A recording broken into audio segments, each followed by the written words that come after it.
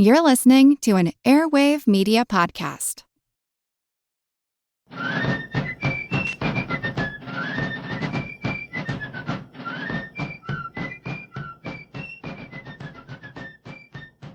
Hello, and thank you for joining the American Revolution. Today, episode 183, The Doan Brothers and Crooked Billet.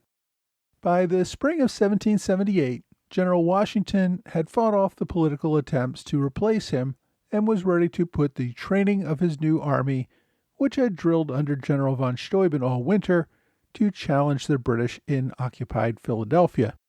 The news had already arrived in April that France had joined the war against Britain. Hopes ran high that perhaps French supplies and soldiers would soon arrive to assist the Continentals. As a result, Washington did not want to risk his army in an all-out assault on Philadelphia like at Germantown. Many wanted to wait and see if the French would arrive to supplement an attack that would have a greater chance of victory. If the British remained in Philadelphia until a French fleet arrived at the Delaware, the British might be trapped. At that point, a combined American and French attack on the city would have far more impact. But until the French arrived, that couldn't happen. At the same time, Washington was not a man to sit around and do nothing. British supplies in Philadelphia were dwindling. Washington focused on efforts to prevent people from the countryside from selling food or other supplies to the British in Philadelphia. If the Americans could cut off food supplies from land and a French fleet in the Delaware could block off supplies from water, they might even be able to starve out the British. The Americans deployed small units all around areas near the city to interdict any attempts to bring food or anything else into the British lines. Much of the control of these soldiers around Philadelphia fell to the local militia. The Continentals were struggling to survive out at Valley Forge. The local militia knew the area better and were most useful in such missions as blocking civilians rather than going into combat against the British. The man in charge of the Pennsylvania militia north of Philadelphia was General John Lacey. The young militia general, a Quaker from Bucks County, was not very experienced. He had only been 20 years old when the war began. Shortly after fighting broke out at Lexington, Lacey had set aside his Quaker principles to join the local patriot militia. Coming from a pacifist community, there was little enthusiasm for the military, nor much of a militia tradition. In January of 1776, Lacey raised a company of 64 men from his community, and that was enough to confer upon him the rank of captain. Lacey's company served in the regiment under the command of then-Colonel Anthony Wayne. The regiment joined the Continental Army, and Lacey received a Continental Commission as an officer. He served under Wayne during the Quebec campaign as the Americans were forced to retreat back to New York. It's not clear exactly what happened, but Lacey and Wayne had some sort of dispute, and Lacey ended up resigning his commission and returning to Pennsylvania. There, Lacey took a position as a lieutenant colonel in the local militia. The war returned to the area as General Howe began his Philadelphia campaign at the end of the summer of 1777. Colonel Lacey took command of a regiment of militia draftees to go to the support of the state. Pennsylvania raised about 3,000 militiamen for the campaign. Lacey fought at Germantown and in some of the smaller skirmishes that fall. Another militia commander, General John Armstrong, led the militia army during this campaign. You may recall that Armstrong had command of one of the 4 divisions that Washington deployed at Germantown. Lacey also fought under Armstrong at White Marsh. At the end of the fighting season, after the Continentals retreated to Valley Forge, Armstrong received an appointment to serve as one of the Pennsylvania delegates to the Continental Congress. He turned over command of the militia to General James Potter. General Potter served as commander for only a few weeks before he requested leave to go home and care for his sick wife. Potter's decision to return home was not unusual. Militia were not expected to remain in the field after an immediate danger had passed. That was what the Continentals did. With the British now in their winter quarters in Philadelphia and the Continentals settled into Valley Forge, the Pennsylvania militia mostly went home for the winter. And this made perfect sense. There was no food or shelter to keep an army in the field. The officers and men could return home, rest up over the winter and feed themselves, then turn out again in the spring when the fighting season began again. Even so, some militia needed to remain in the field during the winter. In January 1778, the Pennsylvania Executive Council promoted John Lacey to brigadier general and put him in command of the militia. Lacey was just 23 years old at the time. There was, however, not much of a militia army to command. The militia on active duty had dwindled down to about 600 by the time Lacey took command, and the primary mission of those still on duty was interdicting the supplies that civilians were attempting to take into Philadelphia for sale. Lacey received word of his promotion and got word from General Potter to report to his camp. By the time Lacey arrived in camp, Potter had already left for home with no one in charge. There were only 60 men in the camp guarding the guns and equipment for an army of 3,000. Lacey took command and received instructions from General Washington to focus on interdicting commerce into the city. The state had promised Lacey that he would receive another 1,000 militia to support these efforts. Those promised reinforcements never came. Lacey's total force of about 600 actually fell to under 250 over the next few weeks. In addition to interdicting food, Lacey's militia had to deal with emboldened Tories who still roamed through the greater Philadelphia area. Although the British Army did not venture up into Bucks County, many loyalists who lived in the area assumed that the arrival of the British would mean that the Patriots would soon be gone. Many of these Tories were either out for revenge for the way they had been treated or were seeking benefits from the British for showing their loyalty. Some good examples of this was a group known as the Doan Gang. Almost every element of the Doans' story is disputed.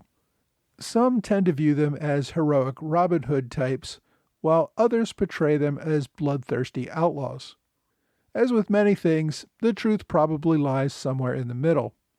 Now, I want to tell their story because it is interesting, but my version is simply based on reading the versions of others, many of which have a rather sketchy provenance, so please don't take my interpretation as definitive.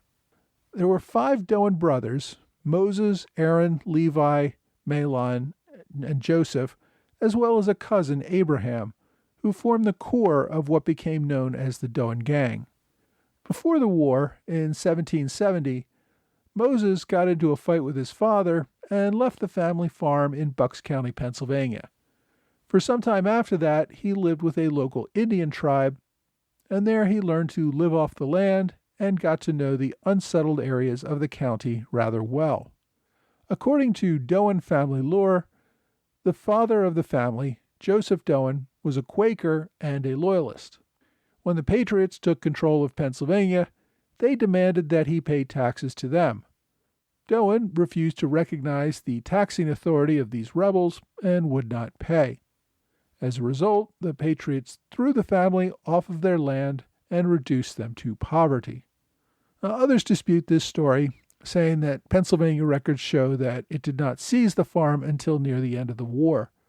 However, it is possible that the eviction took place years before and the paperwork was filed much later. Whatever the cause, Moses opposed the patriot cause and enlisted his brothers and his cousin into a group that would wreak havoc against the Patriots. In July of 1776, shortly after the British landed at Staten Island, Moses and his brother Levi met with General Howe on Staten Island and offered their services as spies. By some accounts, it was Moses who discovered the failure of the Americans to secure the Jamaica Pass on Long Island and provided the British with that intelligence. This allowed the British to move behind the Continental lines and easily flank them at the Battle of Brooklyn. The British nicknamed Moses as Eagle Spy for the accuracy of his intelligence. Another story says that Moses learned of Washington's crossing of the Delaware on Christmas night, 1776, and rode out to see Hessian Colonel Rahl at Trenton. The colonel refused to see Doan, who instead left a note for him about the attack.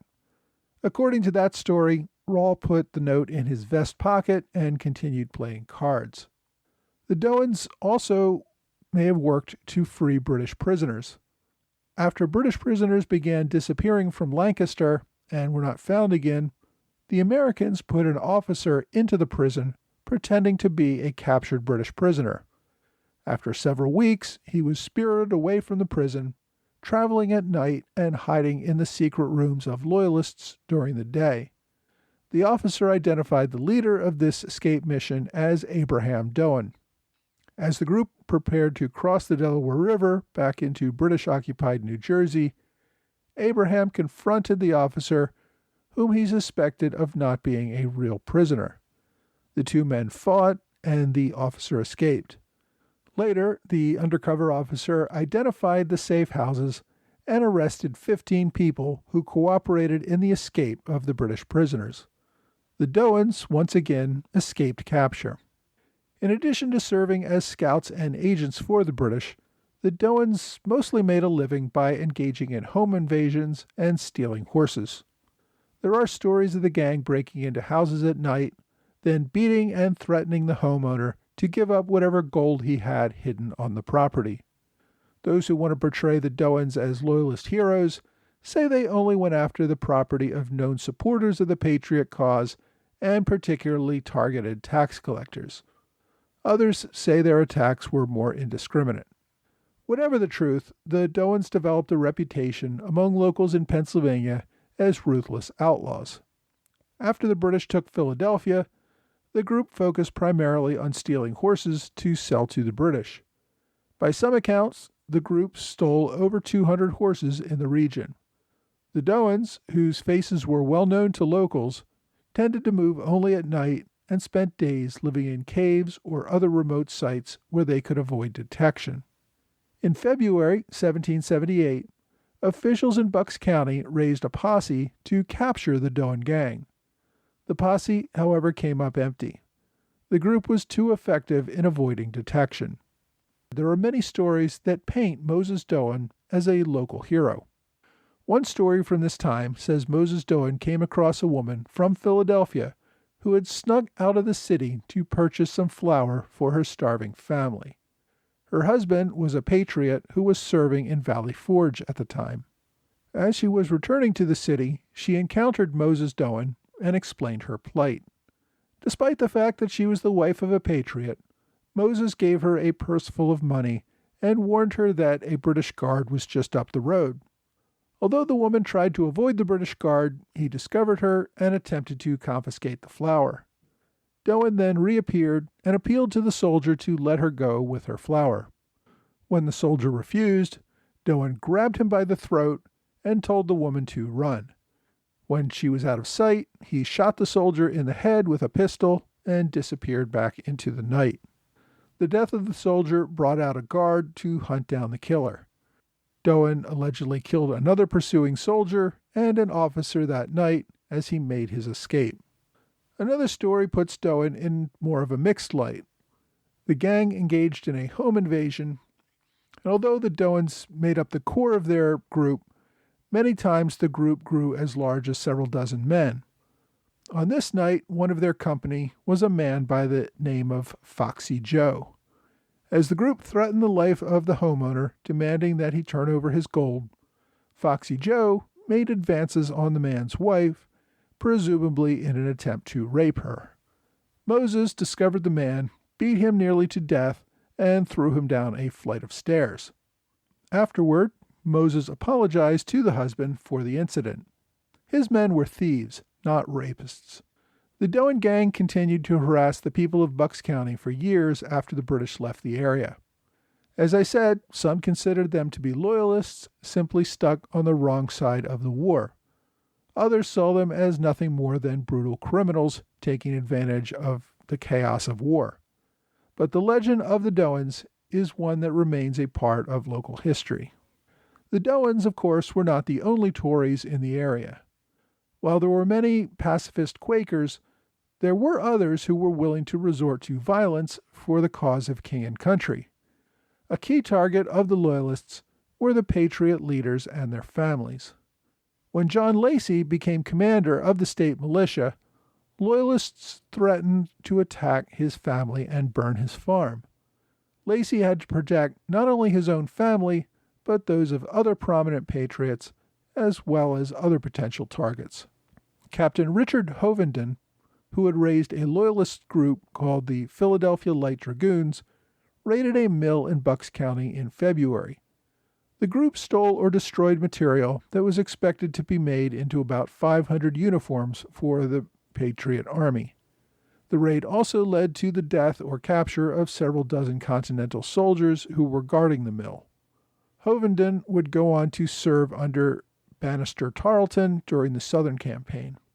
General Lacey's lack of experience contributed to his problems. There's one letter from General Washington advising the young General Lacey to keep on his guard and stay on the move and not be stationed in any one fixed location. Doing so would give the British an easy target and would also allow smugglers to know to avoid specific locations.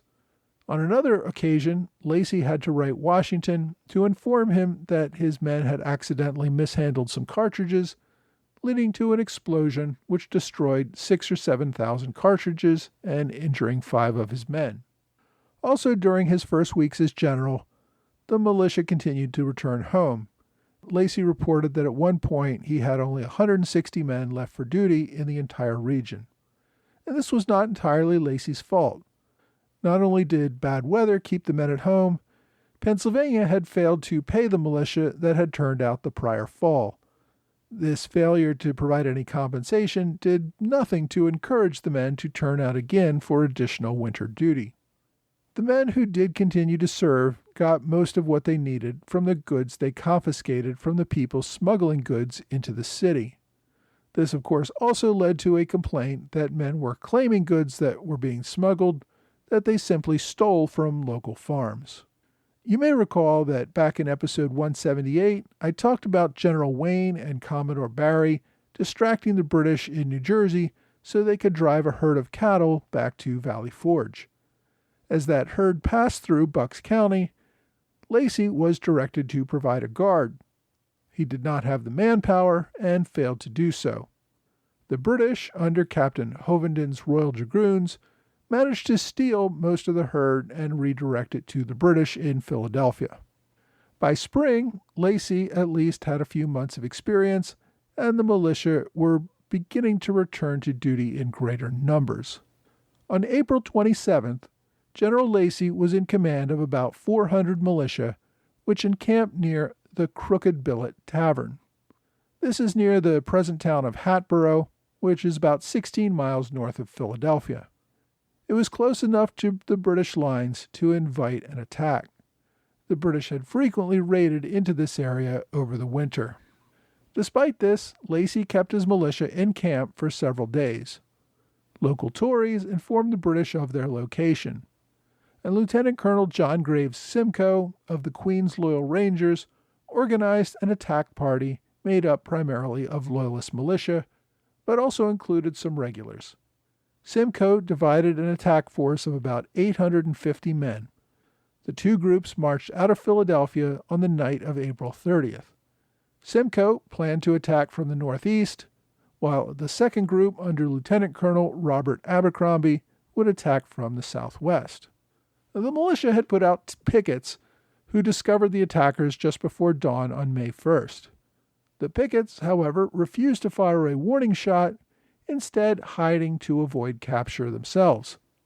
The two groups descended on the main militia camp, opening up a ruthless attack on the surprised militia. Lacey attempted to mount a defense, but quickly realized that his men would not stand. The majority of the outnumbered and surprised militia fled into the woods, abandoning everything to their attackers. The militia lost about 20% of its force, with about 26 killed, 8 wounded, and 58 captured.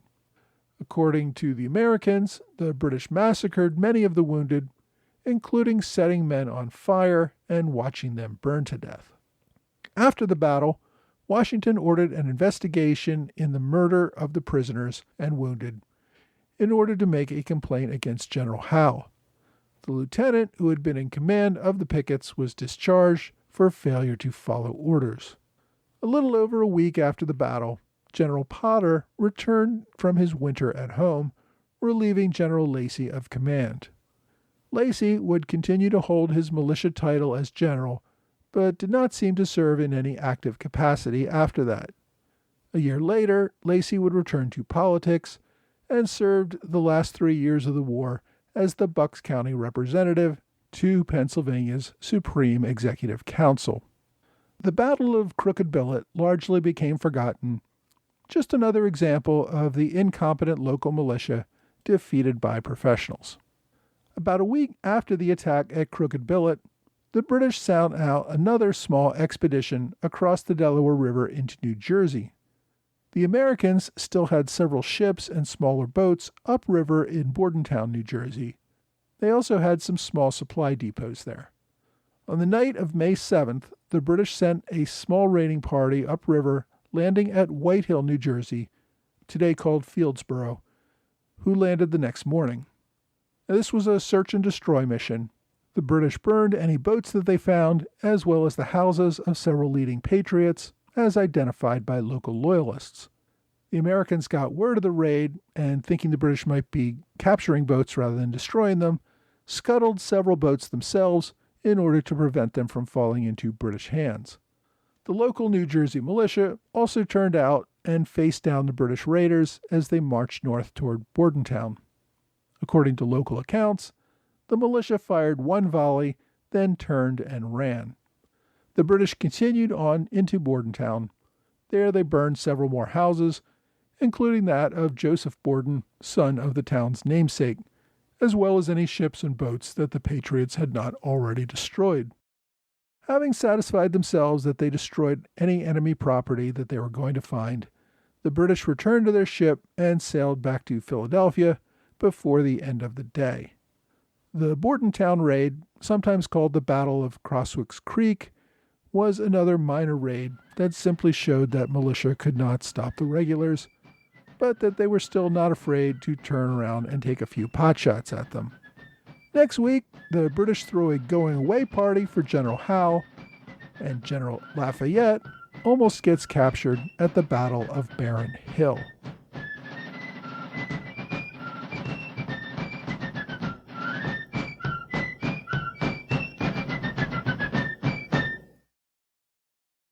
Hey, thanks for joining the American Revolution Podcast After Show. My thanks to Alexander Hamilton Club members on Patreon, Trey Nance, George Davis, and Lewis White. Thanks also to Lee Seaham at the Robert Morris Circle level, and welcome to Christopher Nugent at the Standard Bearer level. Also thanks to my longtime supporters, David Rice, Thomas Heath, and Chris Roy. Everyone should remember that you can help support this podcast for as little as $2 a month by signing up on Patreon. Thanks also to Matt Williams, Paul Kallenberger, James Deere, and Virginia Starks for one-time gifts via PayPal. For those of you who want to help out with no ongoing commitment, PayPal is a great option. Visit amrevpodcast.com for more details. And as always, I am grateful for everyone who can help out. I also have a couple of corrections this week. A couple of weeks ago, I talked about Thomas Machen, an engineer who worked on defenses at West Point. I noted that he was an English engineer who came to America shortly before the war, that he participated in the Boston Tea Party and Bunker Hill. J.L. Bell pointed out to me shortly after the episode's release that the history I quoted from was written in the early 19th century and that it is complete BS. There's no evidence that any of Machen's claimed engineering work in England is correct. There's no evidence that he was at the Boston Tea Party. There is a chance that he was at Bunker Hill, but not defending it. If he was there, he was charging up the hill with his fellow regulars. It turns out that Machen was a British regular who deserted from Boston in July 1775. Years after the war, someone put out a, shall we say, less embarrassing history that did not involve fighting for the enemy and desertion. In addition to being an excellent fact-checker on all things revolution, J.L. Bell is the author of a book called The Road to Concord, which, of course, is a past book recommendation of the week. He also writes a daily blog called Boston 1775, which I've also recommended before. If you search for Machin, that's M-A-C-H-I-N, you can read where Mr. Bell debunked Machin's story in several blog articles back in 2013. My thanks to Mr. Bell for setting the record straight. In the after show for that same episode, I went on to rant about JSTOR keeping all its articles behind a paywall. I failed to notice that sometime in the past few months, JSTOR changed its policy so that you could actually read up to 100 articles per month at no charge. The limit used to be only 3 articles. So you still have to register for a free account, and you still can't download any of the articles, so there are some annoying limitations, but I am pleased that the public does have better access to these great academic articles. All right, so this week we heard about the Doan Gang, which still has local legendary status as outlaws in the Bucks County area. Moses Doan was killed in a shootout near the end of the war. 2 other Doans were hanged as outlaws, and the other 2 fled to Canada. The 2 that were hanged, Levi and Abraham, are buried at the Plumstead Meeting House in Doylestown, Pennsylvania. The meeting allowed them to be buried there, but because they were outlaws, had them buried just outside the cemetery walls. Today you can still visit their gravestones, which mark them as outlaws. Moses Doan is buried in Plumstead Township on what used to be the farm of his uncle Israel Doan. There's also a local legend about the thousands of pounds that the gang robbed from local treasuries.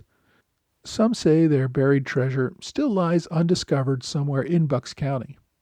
In many ways, the story of Moses Doan reminds me of Jesse James and his gang of outlaws. Both started out on the losing side of a war, Doan in the Revolution and James in the Civil War. Both refused to make peace and turned to outlawry, eventually being shot down. Both had brothers who had fought with them, but who survived and lived out their natural lives. Anyway, the Doans live on in local lore. I heard that a Doan Gang distillery recently opened in Quakertown, taking its name from the famous outlaws. If you enjoy these sorts of local histories, my book recommendation this week is Hidden History of Bucks County by Jennifer Rogers. It was published in 2019. Now, if you're looking for more in-depth discussion of today's topic, this is not the book you want. Hidden History is a relatively short book, under 200 pages, and covers a wide range of stories from Bucks County.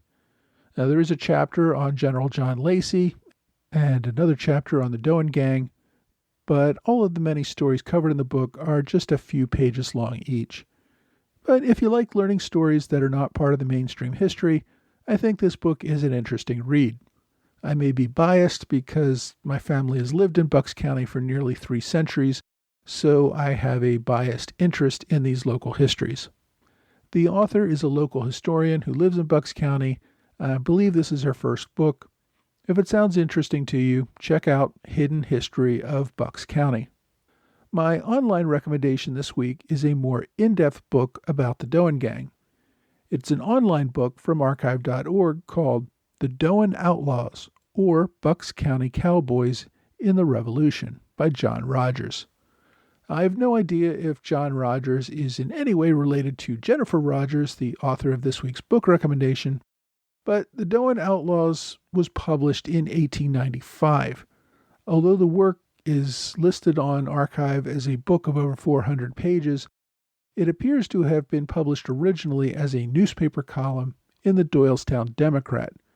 It appears that someone simply cut out the newspaper columns each week and pasted them into the pages of this book. That said, it is clearly an in-depth and detailed look at the Doan Gang, so if you want to read more about the Doans, check out The Doan Outlaws, on archive.org. As always, you can search for it yourself or go to the blog entry for this week's episode for a direct link. It's at blog.amrevpodcast.com. Well, that's all for this week. I hope you will join me again next week for another American Revolution podcast.